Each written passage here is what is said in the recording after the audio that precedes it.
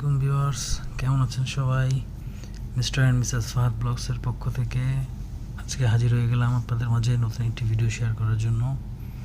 আজকে আমাদের বিষয় হচ্ছে লাচুং 0 পয়েন্ট এমথাং ভ্যালি। কীভাবে গিয়েছিলাম, কোথা থেকে গিয়েছিলাম, বিস্তারিত আলোচনা করবো আপনাদের সাথে। এই ট্যুরটা সম্পন্ন করার জন্য এমজি মার্কে আপনি অনেকগুলো এজেন্সি পেয়ে যাবেন। তাদের সাথে কথা বলে ভাড়া, আসা যাওয়া, থাকা, খাওয়া সব কিছু বিস্তারিত জেনে নেবেন। আমাদের ট্যুরটার টোটাল প্যাকেজ পড়েছিল 13,000 রুপি, শুধু এমথাং ভ্যালি পর্যন্ত। কারণ 0 পয়েন্টে তখন ঢুকতে দিচ্ছিল না, 0 পয়েন্ট ঢুকাটা নিষেধ ছিল। তো আমরা এমথাং ভ্যালি পর্যন্তই নেই। পরে আমাদের যে পাইলট ছিল, সেই পাইলটের সাথে আলাপ করে 0 পয়েন্ট পর্যন্ত আমরা পারমিশনটা করিয়ে নিয়েছিলাম। এক্সট্রা 3,500 রুপি খরচ হয়েছিল। এই জন্য আমরা লাচুং রাতের বেলায় চলে আসি। রাতে হোটেলে খাওয়া দাওয়া করলাম, এটা প্যাকেজের মধ্যেই পড়ে। তারপর আমরা রাতেই শুয়ে পড়লাম। সকাল 6টার দিকে নাস্তা সেরে আমরা এমথাং ভ্যালি 0 পয়েন্টের উদ্দেশ্যে বেরিয়ে পড়লাম। চারপাশের দৃশ্যগুলো ছিল অসাধারণ। যতই যাচ্ছিলাম ততই ভালো লাগছিল। এক পাহাড় থেকে আরেক পাহাড়, এক স্পট থেকে আরেক স্পট, শুধু গোল গোল ঘুরেই যাচ্ছিলাম আমরা। রাস্তাগুলো খুব সুন্দর। এখন যে ঝর্ণাটার সামনে দাঁড়িয়ে আছি, এটা হচ্ছে অমিতাভ বচ্চন ঝর্ণা। তো এটা অনেক উঁচু হওয়ার কারণে এটাকে অমিতাভ বচ্চন বলা হয়। তো এরকম অনেকগুলো স্পট আছে, আমরা দেখে এসেছি এবং এটাই ছিল আমাদের লাস্ট। তারপরে আমরা চলে গেলাম আমাদের স্বপ্নের কাঙ্ক্ষিত 0 পয়েন্টে। তো এখন আমরা নিয়ে যাচ্ছি আপনাদের 0 পয়েন্টের দৃশ্যে। এই ছিল আমাদের 0 পয়েন্ট।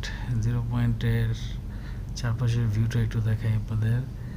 অসাধারণ ছিল, অসাধারণ। মেঘ আর মেঘ, ঠান্ডা ছিল প্রচুর। আমাদের শ্বাসকষ্ট হচ্ছিল অনেক উঁচু হওয়ার কারণে অক্সিজেন লেভেলটা খুব কম ছিল, ছোট ছোট নিঃশ্বাস নিতে হচ্ছিল। যারা মুলার জুস খেয়ে অভ্যস্ত, তারা এখানে মুলার জুস খেলে সমস্যা আছে। মুলার জুস, স্মোক, এগুলো কিছুই এখানে করা যাবে না, তাহলে আপনার কষ্ট হয়ে যাবে। আমাদের টিমমেট, এই যে ভদ্রমহিলাটাকে দেখছেন, বাংলাদেশে খুব ভাব নেয়, গরম লাগে। তো ওনার ড্রেস দেখে বুঝতে পারছেন ওখানে কীরকম ঠান্ডা। তো আমি জাস্ট ভিউগুলো দেখছিলাম যে কত সুন্দর ভিউ, চারিদিকে মেঘ আর মেঘ, ভালোই লাগছিল। তবে বেশিক্ষণ থাকতে পারিনি, কারণ নিঃশ্বাস নিতে কষ্ট হচ্ছিল। আর শীতের সিজনে যখন প্রচুর ঠান্ডা থাকে, তখন তো এখানে বরফ পড়ে। এই পর্যন্ত আসা যায় না, 0 পয়েন্ট পর্যন্ত, এমথাং ভ্যালি পর্যন্তই আসা যায়। তো শীত বা সিজন না থাকার কারণে আমরা 0 পয়েন্টে যাওয়ার একটা সুযোগ পেয়েছিলাম। তো এই জন্য খুব ভালো লাগছিল।